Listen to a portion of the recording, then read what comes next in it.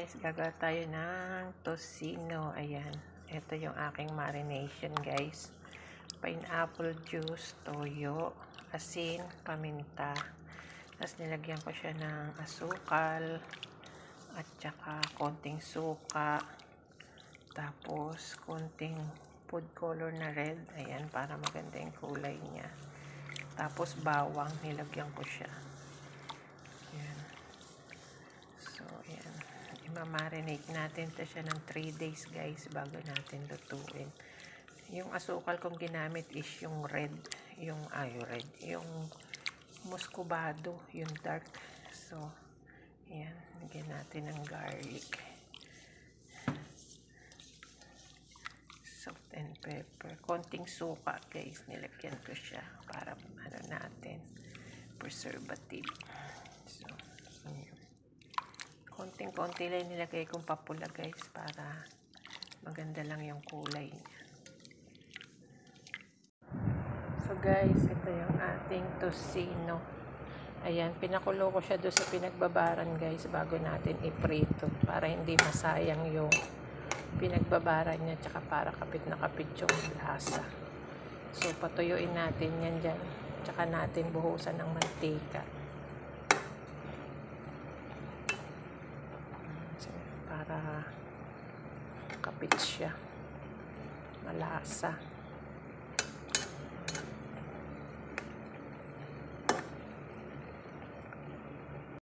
So yan guys, patuyo na siya. Lagyan natin ng mantika para maprito siya. So hinati ko lang yung ginawa ko kahapon guys. Buhusan natin ng mantika.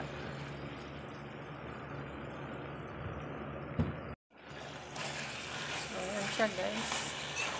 Hinaan ko lang yung apoy para hindi masunog. Grabe pala liit ng slice ng ginawa nung binilhan ko. Machine kasi pinang-slice nito guys eh. Eh kaso pinutol-putol niya ng maigsi eh. So kaya maiigsi din yung pagka-slice. Bango niya guys, grabe. Kung naaamoy niyo lang.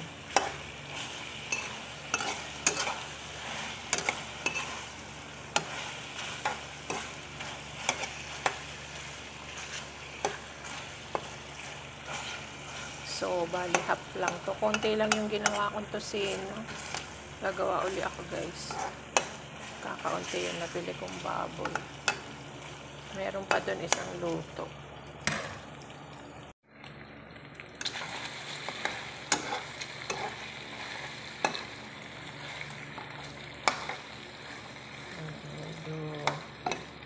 Pakulahin lang natin bahagya guys. Almost done na to. Pala niluto ko na lahat. May umorder kasi. Nagluto ako ng kalahati. Tapos pinracer ko yung natira.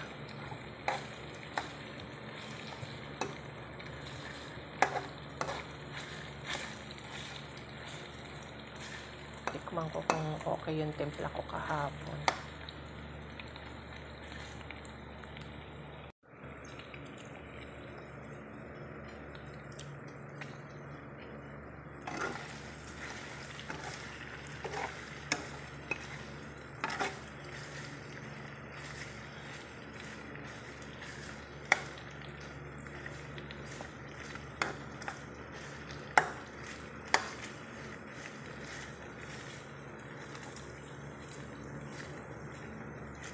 Okay na to guys.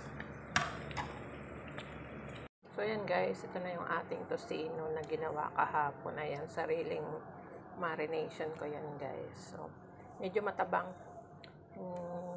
Matabang siya sa alat para sa akin. Pero masarap naman. Manamis-namis. Kulang lang sa alat.